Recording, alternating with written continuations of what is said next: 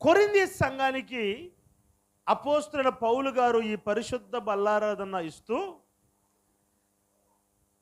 ఆ పరిశుద్ధ బల్లారాధన తీసుకుంటున్న వారు ఎలాంటి వారుగా ఉండాలి అనబడిన విషయాన్ని ఇక్కడ తెలియపరిచినాడు. 27వ వాక్యంలో, కాబట్టి ఎవడు అయోగ్యముగా ప్రభు యొక్క రొట్టెను తినునో లేక ఆయన పాత్రలోనిది త్రాగునో వాడు ప్రభువు యొక్క శరీరమును గూర్చియు రక్తమును గూర్చియు అపరాధి అని వ్రాయబడ్డది. ప్రభువు యొక్క శరీరమును ఆయన రక్తమును తీసుకుంటున్న వారు అయోగ్యులుగా కాకుండా యోగ్యులుగా ఆయన శరీరములో చేయివేయాలి. దేవునికి స్తోత్రం చెప్పండి గట్టిగా, హల్లెలూయా. ఆషామాషగా లేకపోతే ఒక వాడుకగా, ఒక నామకార్థంగా, ఒక శాస్త్ర సంప్రదాయముగా పరిశుద్ధ బల్లారాధనలో చేయివేయకూడదు. పరిశుద్ధ బల్లారాధనలో చేయివేస్తున్న వారు యోగ్యులై ఆయన శరీరములో చేయివేయాలి. అయోగ్యులుగా ఆయన శరీరములో అయినను ఆయన రక్తములో అయినను మనము చేయి వేయకూడదు. దేవునికి స్తోత్రం కలుగును గాక, హల్లెలూయా. నా ప్రియమైన దేవుని బిడ్డలారా, యేసుక్రీస్తు వారు యోహాను సువార్తలు అంటారు, పరలోకముల నుండి దిగి వచ్చిన జీవాహారమును నేనే. మీ పితరులు అరణ్యములో మన్నాను తిన్నారు కానీ అయినా వారు చనిపోయారు. కానీ నన్ను తినువాడు ఎవడో వాడు చావక నిత్య జీవం పొందుతాడు. దేవుని శరీరమును తీసుకొని వారు నిత్య జీవము కలిగిన వారు అవుతారు. అంటే నిత్య జీవం అంటే అర్థము, ఇక మరణము లేదు వారికి, ఇక చావు లేదు వారికి. క్రీస్తులోనికి బాప్తిస్మం పొంది ఆయన శరీరములోను ఆయన రక్తములోను చేయి వేస్తూ ఉన్న మనకు ఇక నిత్య జీవమునకు మనం వారసులం. మీ పితరులు అరణ్యములో పైనుండి దిగి వచ్చిన మన్నాను తిన్నారు, అయినా వారు చనిపోయారు. అయితే నేను కూడా పరలోకంలో నుంచి దిగి వచ్చిన వాడును, నన్ను తినువాడు చావక నిత్య జీవము కలిగిన వాడవుతాడు. Praise the lord. నా ప్రియమైన దేవుని బిడ్డలారా, దేవుని రాజ్యములో ప్రవేశించటానికి అంటే నిత్య జీవం పొందటానికి దేవుడు మనకు అనుగ్రహించిన ఒక గొప్ప ఆధిక్యత ప్రభు బల్లారాధన. దేవునికి స్తోత్రం కలుగును గాక, హల్లెలూయా. చాలామంది ఈ పరిశుద్ధ బల్లారాధన ఒక వాడుకగా తీసుకుంటూ ఉంటారు. కొంతమంది వారం వారం పరిశుద్ధ బల్లారాధన తీసుకుంటారు, కొంతమంది నెలకు ఒకసారి తీసుకుంటారు, కొంతమంది సంవత్సరానికి ఒకసారి, కొంతమంది గుడ్ ఫ్రైడేకి, కొంతమంది డిసెంబర్ 31, కొంతమంది ఈస్టర్కి, ఇంకా కొంతమంది ఆ 40 దినాలు ఉపవాసం ఉండి 40వ దినమున కొంతమంది తీసుకుంటారు. ఇట్లా కొన్ని క్రమాలు, కొన్ని పద్ధతులు ఉన్నాయి. వాట్ ఎవర్ ఇట్ ఇస్, అది ఏదన్నా కానివ్వండి. అయితే ఒక్కొక్క డినామినేషను కొన్ని కొన్ని పద్ధతులు పెట్టుకున్నారు. మనమైతే నెలలో మొదటి పునరుద్ధానపు దినమున ప్రభు బల్లారాధనలు చేయివేస్తాం మనం. అయితే ఒక్కొక్క డినామినేషన్స్ వారు అంటే ఒక్కొక్క సంస్థ వారు ఒక్కొక్క విధానం, ఒక్కొక్క వాడుక, ఒక్కొక్క అలవాటు పెట్టుకున్నారు. అయితే ఆశ్చర్యకరమైన విషయం ఏంటంటే ఒక్కొక్కరు ఒక్కొక్క రీతిగా వాళ్ళ పద్ధతులు పెట్టుకున్నారు. కానీ అయితే తప్పక ఆయన శరీరములో చేయి వేయాలి అన్నది మాత్రం ప్రతి ఒక్కరు ఒప్పుకున్నారు. దేవునికి స్తోత్రం చెప్పండి గట్టిగా. ఏంటి మీకు ఏమన్నా అర్థమైందా? మేము శనివారమే పెట్టుకుంటామండి అని కొంతమంది అంటారు. లేదండి మేము అన్ని ఆదివారాలు పెట్టుకుంటామండి, పరిశుద్ధ బల్లారాధన తీసుకుంటామని కొంతమంది అంటారు. కొంతమంది మేము డిసెంబర్ 31వ తారీఖే తీసుకుంటామంటారు. కొంతమంది మేము గుడ్ ఫ్రైడేకి తీసుకుంటామంటారు. కొంతమంది ఈస్టర్కి తీసుకుంటామంటారు. అయితే మీరు ఒకటి గమనించినట్లయితే మేము తీసుకోము, పరిశుద్ధ బల్లారాధన మాకు లేదు అని మాత్రం ఎవరు అనలేదు. దేవుని స్తోత్రం కలుగునగాక. అంటే మేము ఈ రోజు తీసుకుంటాము, ఆ రోజు తీసుకుంటాము, అప్పుడు తీసుకుంటాం, ఇప్పుడు తీసుకుంటాం అంటారు, కానీ మేము తీసుకోమండి అని మాత్రము ఎవరు అనలేరు. దేవునికి మహిమ కలుగునగాక. అంటే ప్రతి ఒక్కరు, ప్రతి సంస్థ ఒప్పుకుంటున్న ఒక నగ్న సత్యము ఏందనంటే, పరిశుద్ధ బల్లారదులో చేయి వేసిన వాడు ఆయన రాజ్యములో ప్రవేశిస్తాడు. హల్లెలూయా. ఇంక అందులో ఏ అనుమానం లేదు. నాకు చాలా ఆశ్చర్యం అనిపిస్తుందండి. పరిశుద్ధాత్మ ఉందని కొన్ని డినామినేషన్లు అంటారు, పరిశుద్ధాత్మ లేదు అని కొన్ని డినామినేషన్లు అంటారు. హల్లెలూయా అనవచ్చని కొంతమంది అంటారు, అనకూడదని కొంతమంది అంటారు. అన్య భాషలు ఉన్నాయని కొంతమంది అంటారు, అన్య భాషలు లేవని కొంతమంది అంటారు. వరములు ఉన్నాయని కొంతమంది అంటారు, వరములు లేవని కొంతమంది అంటారు. మరి ఇన్ని డినామినేషన్లో ఇన్ని తేడాలు ఉన్నప్పుడు, కానీ పరిశుద్ధ బల్లారాధన దగ్గరకు వచ్చేటప్పుడు మాత్రం ప్రతి ఒక్కరు ఒప్పుకోవాలి, పరిశుద్ధ బల్లారాధన ఉంది, ఇది దేవుడు అనుగ్రహించిన ఆధిక్యత. ఆయన శరీరములో రక్తములో చేయి వేసేవాడే ఆయనతో కూడా నిత్య రాజ్యములో ప్రవేశించగలుగుతాడు అని ప్రతి ఒక్కరూ ఒప్పుకోవాలి. ఇది నిత్య జీవమునకు మనము ప్రవేశించుటకు దేవుడు మనకిచ్చిన ఒక గొప్ప మార్గం.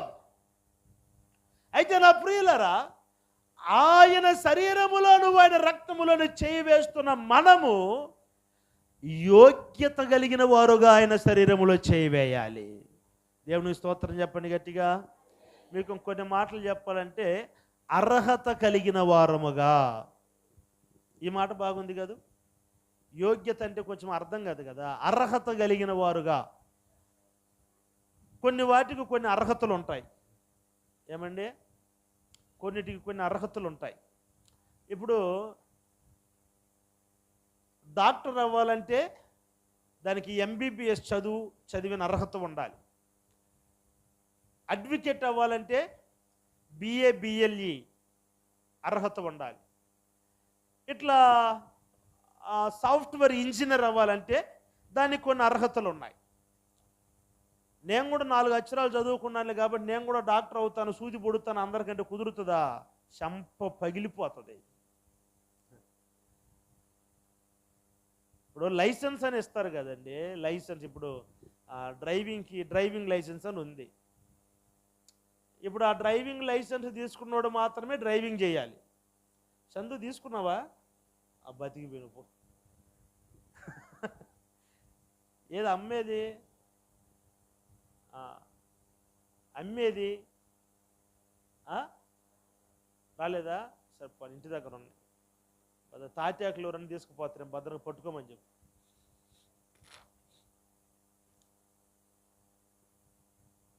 డ్రైవింగ్కి ఒక లైసెన్స్, ఒక అర్హత. అది ఆ అర్హత లేకుండా బైక్ ఎవరు నడిపేదానికి వీల్లేదు. ఒకళ్ళు నడిపారంటే వాళ్ళని అరెస్ట్ చేసేస్తారు, లేకపోతే వాళ్ళ దగ్గర నుంచి బైకు తీసేసుకుంటారు. అలాగే కారుకి ఒక లైసెన్స్, ఒక అర్హత. ఇప్పుడు సేవకులుగా మనకు కూడా పెళ్ళిళ్ళు చేయాలంటే మ్యారేజ్ లైసెన్స్ అంటారు. మ్యారేజ్ లైసెన్స్ అందరూ ఎవడు పడితే వాళ్ళు పెళ్ళిళ్ళు చేయకూడదు. దానికి గవర్నమెంట్ ఒప్పుకున్న ఒక సేవకుడు, అదే లైసెన్స్, గవర్నమెంట్ లైసెన్స్.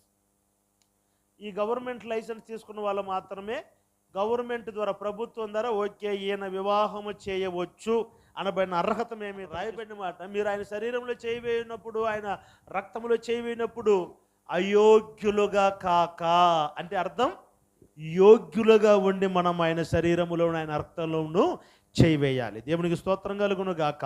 నా ప్రియులరా, ఆయన శరీరములోను ఆయన రక్తములోను చేయి వేయటానికి మనము యోగ్యత, అంటే మనకు ఉండవలసిన అర్హత, యోగ్యతలు ఒక 3 విషయాలు చెప్తాను. ఒక 3 అర్హతలు మనకు ఉండాలి ఆయన శరీరంలో చేయి వేయటానికి. ఒక్కొక్కటిగా చెప్తాను, చదవండి. నెంబర్ 1, అపోస్తులైన పౌలు గారు దెస్సలోనికిలో ఉన్న సంఘానికి రాసిన మొదటి పత్రిక 4వ అధ్యాయం 5వ వాక్యం. మీలో ప్రతి వాడును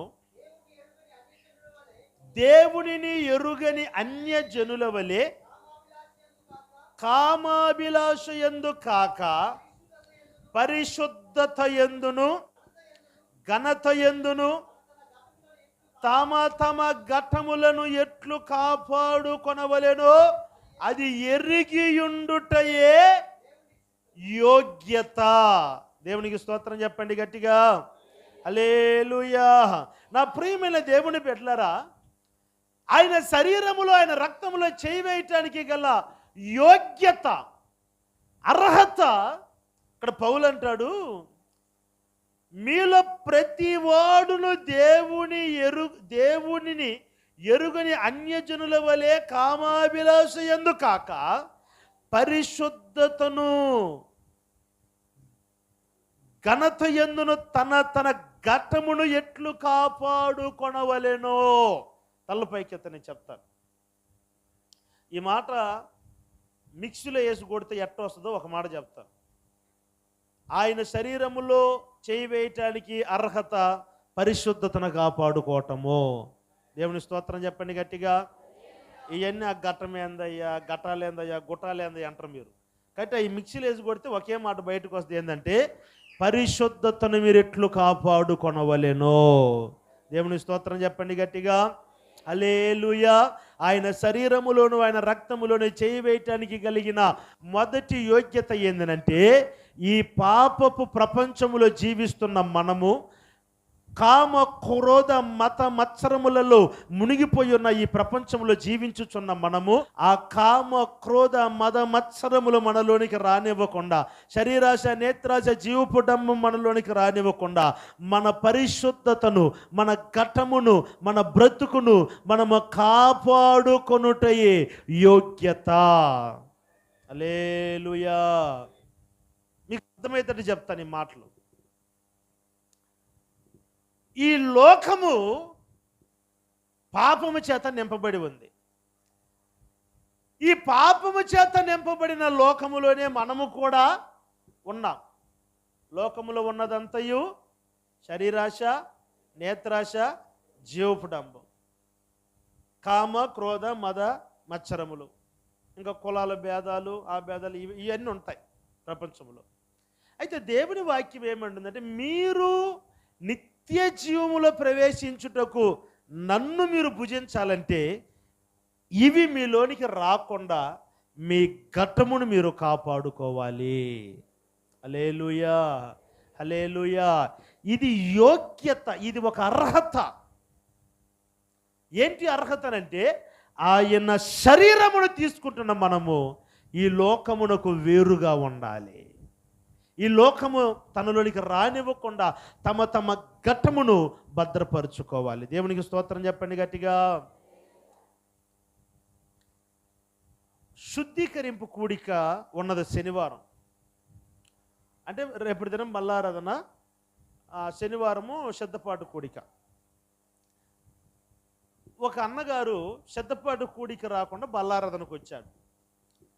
నేను అడిగాను, మీరు పరిశుద్ధ బల్లారాధనకి సిద్ధపాటు కూడికి వచ్చారని అడిగాను. ఏంటి సిద్ధపాటు కూడిక అంటే అని అడిగాడు ఆయన నన్ను. నేనన్నాను, మరి పరిశుద్ధ బల్లారం చేయి వేస్తున్నాం కదా, మనల్ని మనము శుద్ధిపరుచుకోవాలి కదా, మనల్ని మనము సిద్ధపరుచుకోవాలి కదా, శుద్ధిపరచాలి కదా, రక్తం చేత కడగబడాలి కదా, మనం పరిశుద్ధపరచబడాలి కదా అని అంటే ఆయన అంటాడు, 32 ఏళ్ళు అయింది నేను శుద్ధీకరించబడి అన్నాడు. కానీ ఆయన అంటాడు, నేను బాప్తీసము తీసుకునేటప్పుడు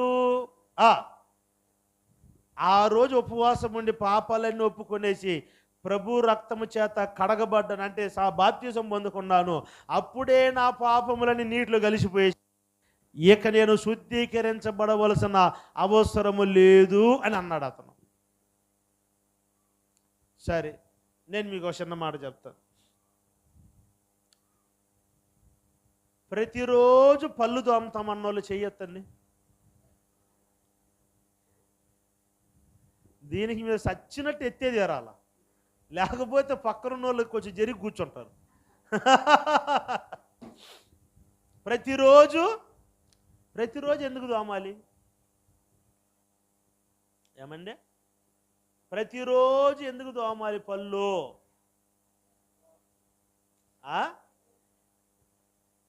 సరే, ఈ మాట అట్లా పెట్టండి. ప్రతిరోజు స్నానం చేస్తామన్న వాళ్ళు చెయ్యొద్దులేదు. ఖచ్చితంగా ప్రతిరోజు స్నానాలు, లేకపోతే తన్ని తరుముతారు బయటికి. ప్రతిరోజు ఎందుకు చేయాలి స్నానాలు అమ్మా? సరే, ఈ విషయాన్ని అట్ట పెట్టండి. ఈ బట్టలు వేసుకున్నాం, ఒకసారి వేసుకున్నాం, ఒక నెల వేసుకుంటాం ఇవి. ఇప్పుడు ఇంటికి వెళ్ళంగానే అర్జెంటుగా వీటిని ఏం చేసేస్తాము, నీళ్ళల్లో నానబెట్టి తెల్లారి ఉతికేస్తాం. ఎందుకు అంటే రోజు పళ్ళు ఎందుకు తోమాలి, రోజు ఎందుకు స్నానాలు చేయాలి, రోజు ఎందుకు బట్టలు ఉతకాలంటే ఈ మురికి మనకు అంటకుండా అప్పుడు మనలను మనము శుద్ధీకరించుకుంటున్నాము. దేవునికి స్తోత్రం కలుగునుగాక. అప్పటికప్పుడే మనము శుద్ధీకరించబడుతూ ఉన్నాం. ఎందుకంటే ఈ మురికి మనకు అంటకూడదని, ఒకవేళ అంటుకున్నా వెంటనే మనలను మనము శుచిపరుచుకోవటం. నా ప్రియులారా, దేవుని శరీరంలో చేయి వేస్తున్న మనము కూడా ప్రతి ఆరాధనలో మనలను మనము ఆయన రక్తము చేత శుద్ధిపరుచుకుంటూ ఉండాలి. హల్లెలూయా.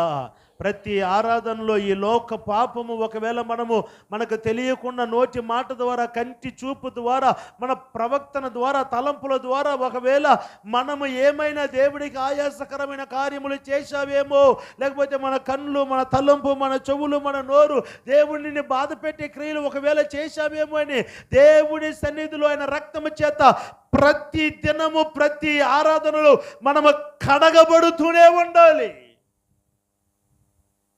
అదే అంటాడు, ఈ లోక మాలిన్యము తనకు అంటకుండా తన్ను తాను కాపాడుకొనుటయే భక్తి. దేవునికి స్తోత్రం కలుగునుగాక. హల్లెలూయా. ఎప్పుడు బట్టలు ఎందుకు అప్పుడు ఉతికేస్తున్నాం? ఉతకకపోతే బట్టలు మురికి పట్టిపోయి కంపు కొట్టిపోతాయి. క్రీస్తు రక్తము చేత మనము కానీ ప్రతి దినము పరిశుద్ధపరచబడకపోతే మన జీవితాలు కూడా కంపు కొడతాయి, మన జీవితాలు కూడా దుర్వాసనగా మారిపోతాయి. ఆ స్థితి రాకూడదనుకుంటే ప్రతి ఆరాధనలో మనము ఆయన రక్తము చేత శుద్ధిపరుచుకుంటూ ఉండాలి. పరిశుద్ధమును కాపాడుకొనుట ఆయన శరీరములో చేయి వేసేదానికి ఒక యోగ్యత, అది ఒక అర్హత. అది దేవునికి స్తోత్రం కలుగునుగాక. రెండవ మాట చెప్తాను, చదవండి. పరిశుద్ధ గ్రంథములో లూకా సువార్త 18వ అధ్యాయం 11వ వాక్యం.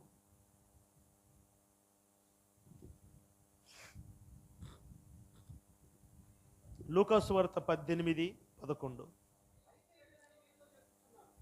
తల్లు పైకెత్తారు. నా ప్రియులరా, ఇక్కడ ఇద్దరు ప్రార్థన చేస్తూ ఉన్నారు. ఒకడు పరిసయ్యుడు, మరొకడు సుంకరి. ఇద్దరు ప్రార్థన చేస్తున్నారు, ఇద్దరు దేవాలయంలోనే ఉన్నారు. పరిసయ్యుడికి సుంకరి ప్రార్థనకు దేవుడు ఒక టాలీ చేస్తున్నాడు. వీరిలో మన బైబిల్లో అతనికంటే ఇతను నీతిమంతుడని ఉంది, కానీ వ్యాఖ్యానంలో ఏమంటుందంటే అతనికంటే ఇతడు యోగ్యుడు అన్నమాట ఉంటుంది. దేవునికి మహిమ కలుగునుగాక.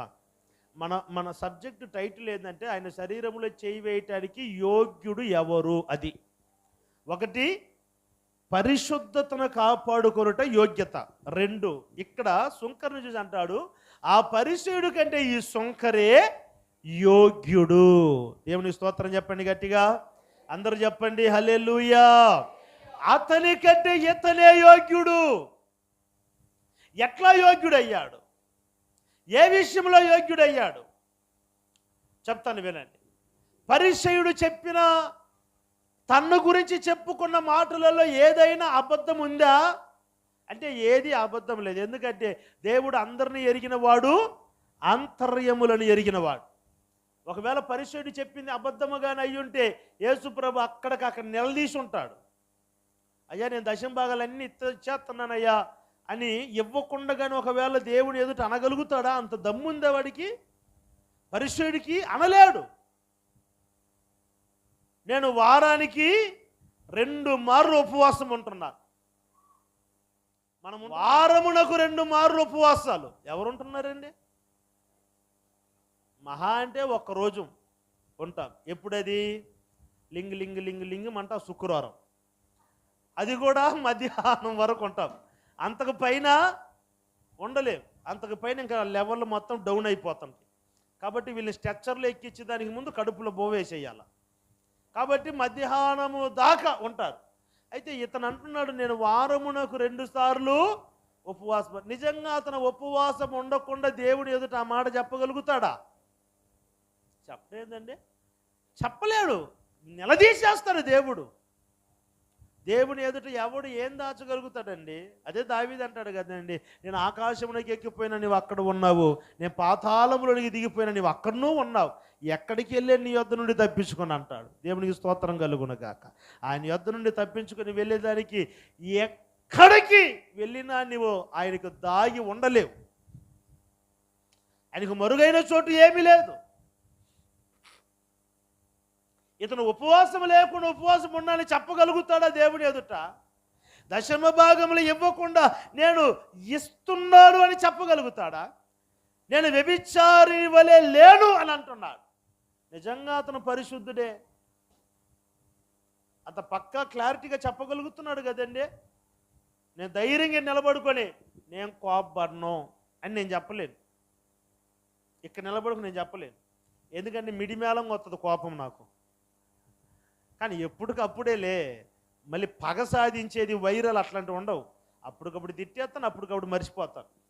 నేను దేవుని ఎదుట నిలబడుకుని వచ్చి, ప్రభువా అసలు నాకు కోపమే రాదు, అది నీకే తెలుసు అని నేను చెప్పానంటే మామిడి మీద కొట్టడు ప్రభు నన్ను. ఎందుకంటే నేను ఎంత కోపపడుతున్నా తెలుసుగా దేవునికి. ఇతను అంటున్నాడు, నేను వ్యభిచారుల వలె లేను అనంటే ఆ మాటకు ప్రభు ఆమోదించాడంటే నిజంగానే అతను ఏ పాపము లేనివాడని అర్థం. ఎన్ని అర్హతలు కలిగిన వాడు అయినప్పటికీ కూడా ప్రభు అంటాడు, ఈ పరిసయుడు కంటే శంకర్ అన్నాడు, నేను పాపిని అన్నాడు, అతడే యోగ్యత కలిగిన వాడు. దేవునికి స్తోత్రం చెప్పండి గట్టిగా.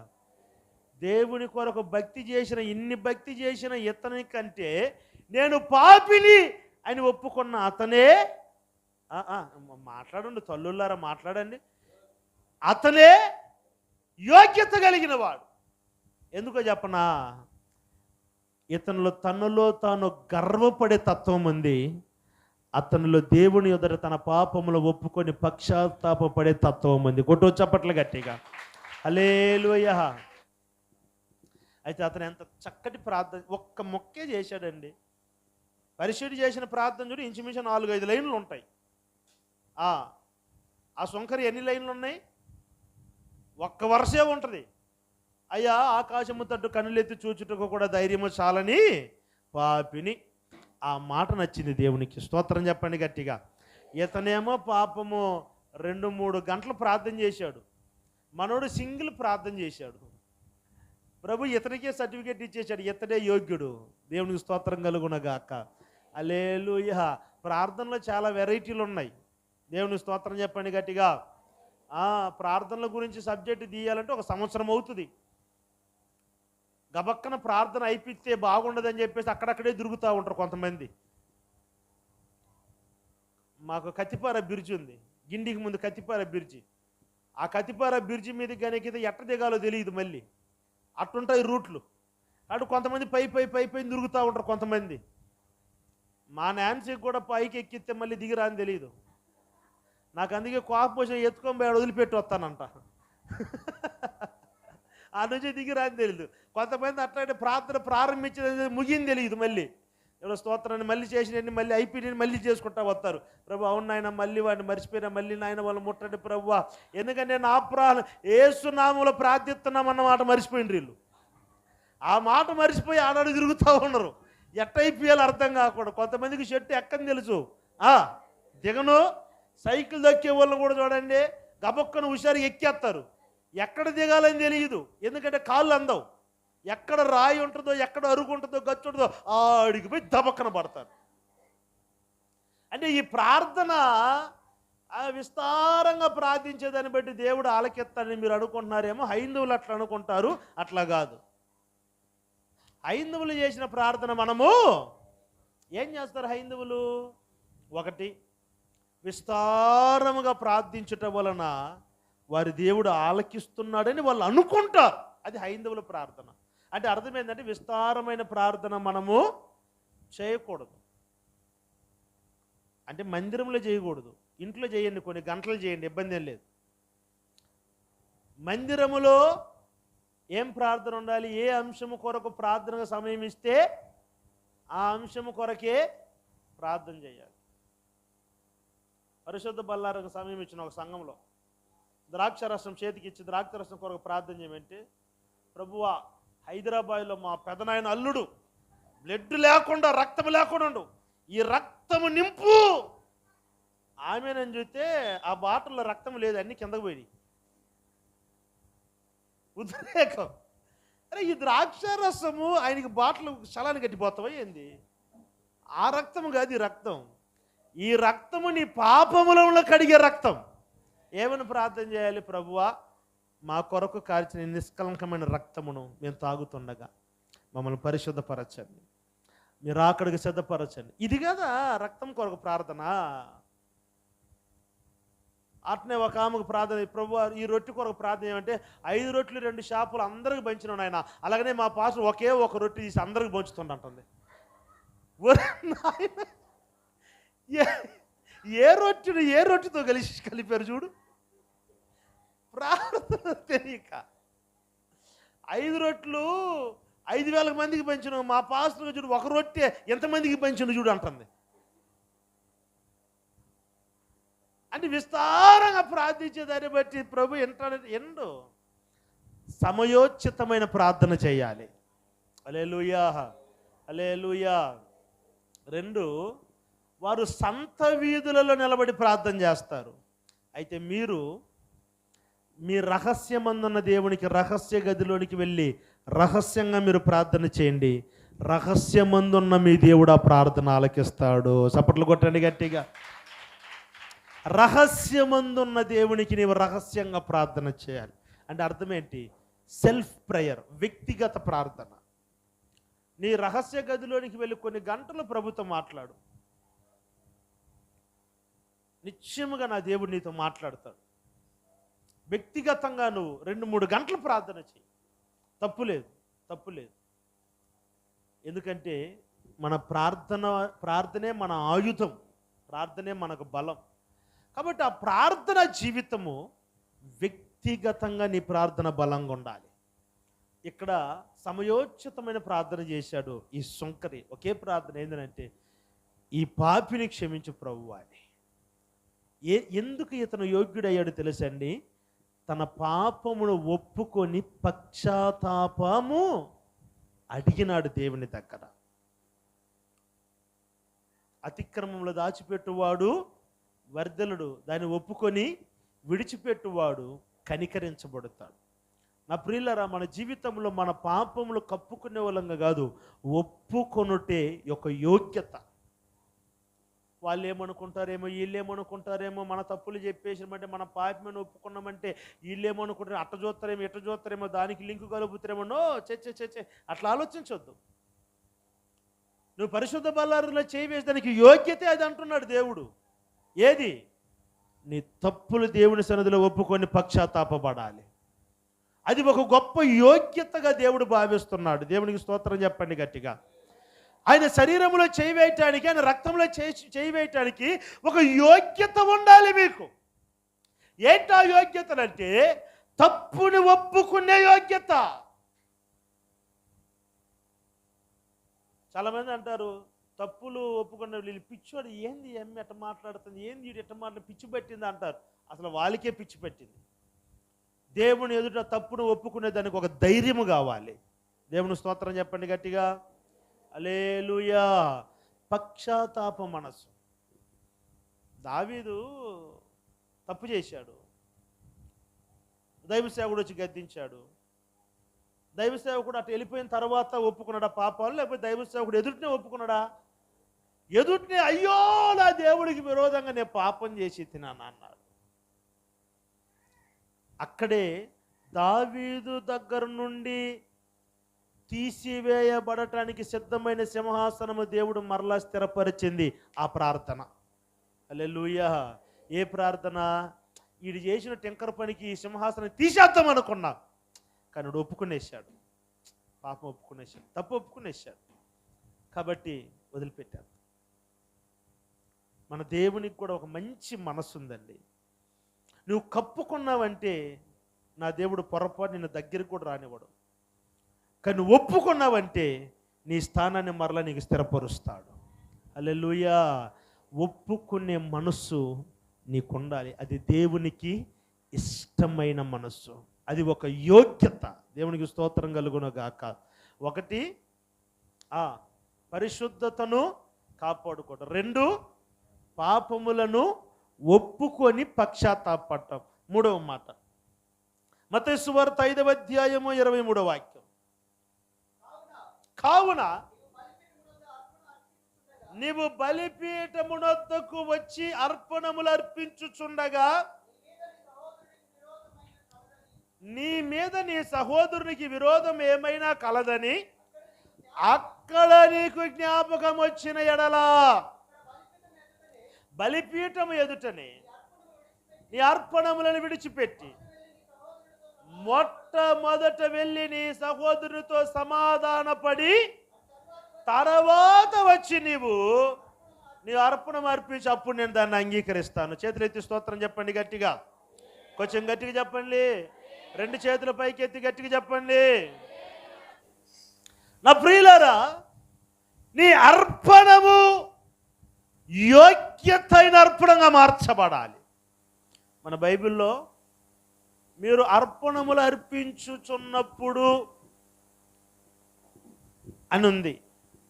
కానీ నాకు దేవుడిచ్చిన ప్రకటనను బట్టి నేను చెప్తున్నాను, మీరు అర్పణములు అర్పించే బలిపీఠము కాదు, పరిశుద్ధ బల్లారాధన అర్పించే లేకపోతే పరిశుద్ధ బల్లారాధన పొందుకునే బలిపీఠము దగ్గరికి మీరు వస్తున్నప్పుడు ఆ పరిశుద్ధ బల్లారాధన తీసుకుంటూ మీరు యోగ్యులుగా ఉండాలంటే, మీరు పరిశుద్ధ బల్లారాధన సమీపిస్తున్నప్పుడు ఎవరికైనా మీ మీద ఒకవేళ విరోధం ఉన్నదని, లేకపోతే మీకు ఎవరి మీదైనా విరోధం ఉన్నదని మీరు అక్కడ మీకు జ్ఞాపకం వచ్చిన ఎడల మీరు అర్పణము కానీ రొట్టె కానీ ద్రాక్షరసం కానీ అక్కడే విడిచిపెట్టి మొదట వెళ్ళి వారితో సమాధానపడి తరువాత వచ్చి నీవు ఆయన శరీరములో ఆయన రక్తంలో చేయవేయాలి.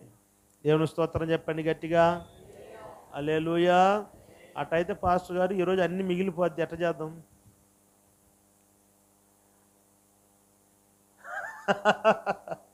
నాకేం అర్థం కల కదా, కొంచెం లేట్ పికప్. మా వాళ్ళే ఇప్పుడు అర్థం చేసుకుంటారు నా మాటలు. నువ్వు నిన్నగాక మొన్న వచ్చి ఏం అర్థం అవుతుంది? అబ్బా మన పాట మాత్రం ఎరగదీసింది అబ్బా, మౌంట్లో అద్దరగొట్టింది. నిజంగా బాగుపడి రోజు పో నీ పేరు నిలబెట్టుద్ది పో. నిజంగా బాగుపడావు. దేవరాజుతో కూడా అన్నా, పేటలో నుంచి పాట పాడతారంటే నేను వినలే కదా ఎప్పుడు. చిన్నక్క పాడింది లింగి లింగి లింగమని దిగొత్తా, ఈ పిల్ల వచ్చి పాడుతుంది అనుకున్నా. రెండో చరణం అయిపోయే లోపల టాప్ ఎత్తుకుంటే అసలు లేని బెత్తరం ఏందిరా ఈ పిల్ల ఎట్ట పాడుతుంది అంటున్నా. దేవరాజు కాడ ఏదారా అన్నను లేదా? బాగా పాడా. దేవుడిని దీవించునుగాక. ఆ పిల్లకి అర్థం కాలే, ఈయన తిడుతుండా పొగుడుతుండా. దేవుడికి స్తోత్రం కలుగునుగాక. అదే చెప్తే నేను కొంచెం లేట్ పికప్గా అర్థమవుతాయి నా మాటలు. మంచి వాళ్ళందరూ స్తోత్రం చెప్పండి. కొంచెం సర్లే షడ్డోళ్ళందరూ చెప్పండి గట్టిగా. సరే పోని పరలోకం వీళ్ళందరూ గట్టిగా చెప్పండి. అబ్బా మా తల్లులారా, ఆయన అర్పణములు అని చెప్పాడు. కానీ నేను చెప్తున్నాను, పరిశుద్ధ బల్లారాధనకు వస్తున్నప్పుడు ఎవరి మీదైనా మీకు విరోధం ఉన్నదని జ్ఞాపకం వస్తే మొదట వారి దగ్గర సమాధానం పడాలి. హల్లెలూయా, హల్లెలూయా. అది నీ స్నేహితులు అవ్వచ్చు, లేకపోతే నీ తోపుట్లు కావచ్చు, లేకపోతే నీ తల్లి కావచ్చు, తండ్రి కావచ్చు, లేకపోతే నీ కడుపును పుట్టిన బిడ్డలు కావచ్చు, లేకపోతే నీతో కూడా కలిసి ఆయన శరీరంలో చేయి వేసే నీ సంఘస్థులు కావచ్చు. ఎవరి మీదైనా ఒకవేళ విరోధం ఉన్నట్లయితే మొదట వారి దగ్గర సమాధాన పడాలి.